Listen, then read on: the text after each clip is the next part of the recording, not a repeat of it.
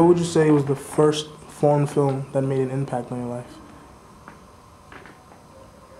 Wow. Kon-Tiki. None. Because I don't like them. The Lavender Hill Mob, 1951. Blow Up. It was mind-blowing, you know?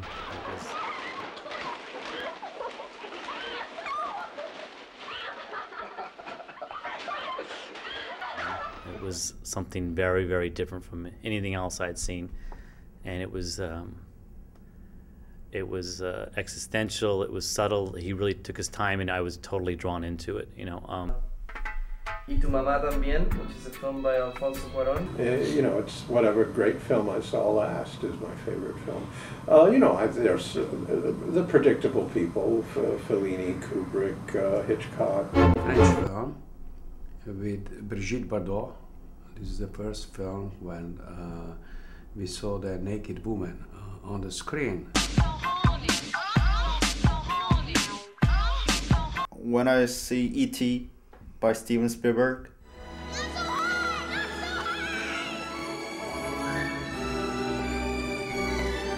I was overwhelmed by its cinematography.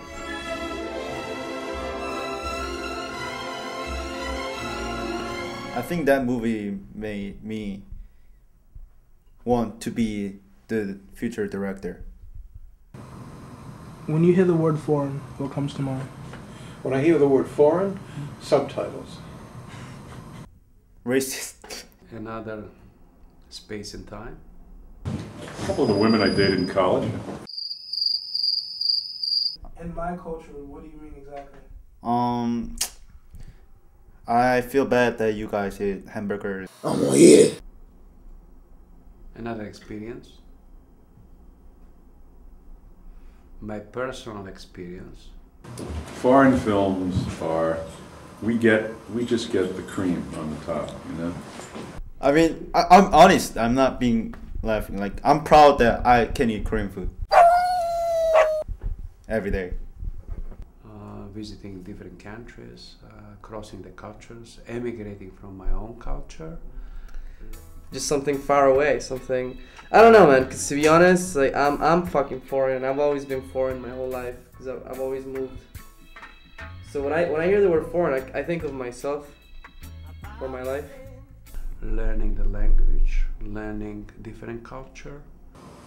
Who would you say is your all-time favorite filmmaker? Yeah, you know, I differentiate between favorites and best. I love Steven Spielberg. I don't like Spike Lee. Just kidding. I like Tarantino. What? Say what again? Say what again? I dare you. I double dare you, motherfuckers. There's a number of them. David Fincher. There's a lot of them. Bergman, his work was great. Hitchcock, I love Hitchcock too. Through Hitchcock you can learn almost all the narrative, all the structure of cinema. Possibly my favorite and best is Chaplin. You know, I mean, I guess as a whole, as a body of work, it probably would be Antonioni. Would you consider yourself a foreign import? Foreign what? What do you mean by? Say what again? As in Final Cut Pro import folders or me? No. Well, I'm part Hungarian, part Ukrainian. I don't know what that means, a foreign import. No, I guess. Yeah, I'm a fucking foreign import, man. Costa Rica represent. No. Only insofar as everyone in America is descended from a foreign import. But no, I was born here and I consider myself an American. Some of my relatives, if you're that specific about ancestry, some of my relatives were born outside of America. Well, no, you have to tell me what the question means if you're going to ask it. Not really.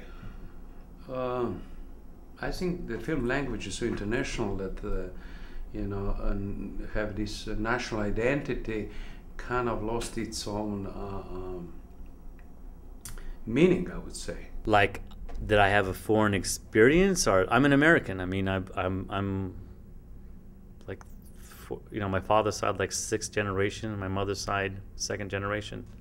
Costa Rica's the shit, man. I love Costa Rica. It's just chill, man. The bitches are curvy.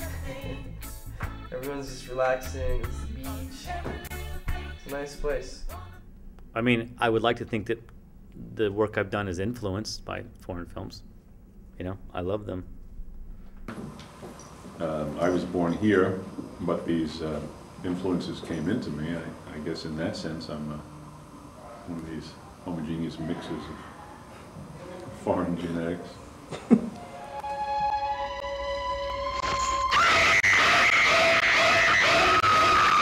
Well, Psycho has a lot to answer for. Have you seen Psycho? Yes. What did you think of Psycho? I liked it, actually.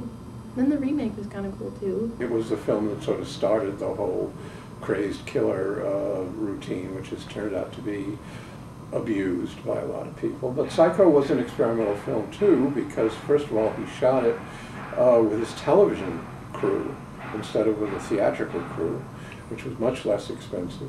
He also killed off the leading character 20 minutes into the film. He's master in suspension because he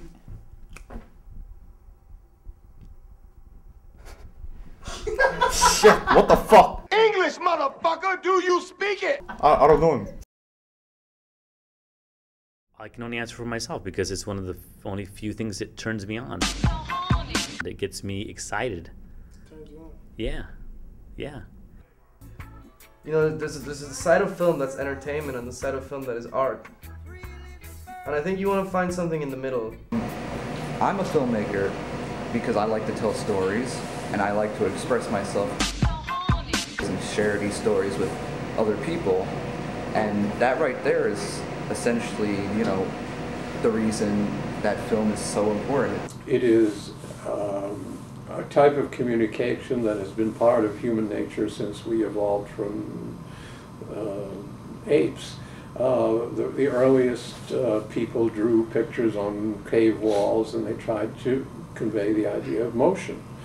It gets, you know, that's what you have your life, and you have a thousand choices of what to do with it. You know, you can sit around and do nothing, which I think everybody gets bored with after a while. So you have to work, you know, and you know, if you've had the experience of making a film that turned out how you wanted, it was successful, at least for yourself, there's not too much that's more exciting than that. If I could direct any foreign film anywhere on this planet, what would it be about? To do something on like the moon would be so awesome, but you know, it's impossible. It would take place in Tuscany, and it would be about love and food.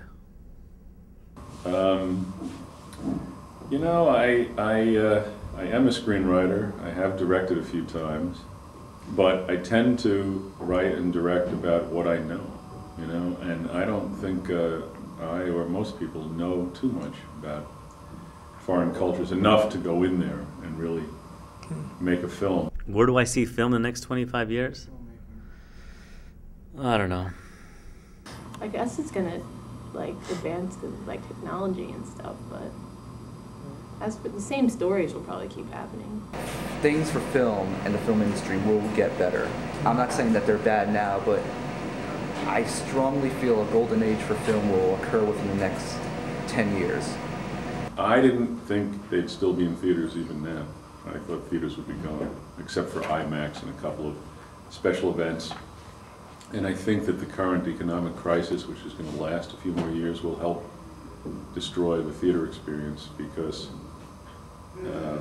this being 2008, because families, they just can't afford it. They can't afford the prices, they can't afford the babysitter, they can't afford the parking, they can't afford paying for dinner. No matter what happens technologically, or all the advances we make, and whether it's going to be shooting with a camera this big, or whether it's just some little mirror you hold up, whatever it is, none of it's going to matter. It's one thing that will be consistent is you're going to have to always tell a good story, because it doesn't matter what the form is. I think people will lose interest in filmmaking and in films unless there's a story. So the technology really is insignificant to me. I think it's always interesting to keep up with it and use it, but the one where I see it going is where it's always been, even before there was film, is storytelling. I'm not going to be here in the next 25 years, so I don't know, and frankly, I don't care.